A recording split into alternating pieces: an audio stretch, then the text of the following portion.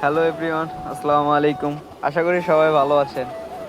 আহ, এই ছোট একটা ভিডিও করতে চেয়েছিলাম, তো বাসা থেকে বাবা কল দিয়েছে। আমি প্রায় বাসা থেকে 10 কিলোমিটার দূরে আছি। আমি বলছি যে আমি 10 মিনিটের ভিতরে আসছি, তাই এখন 10 মিনিটে 10 কিলোমিটার পাড়ি দেওয়া লাগবে।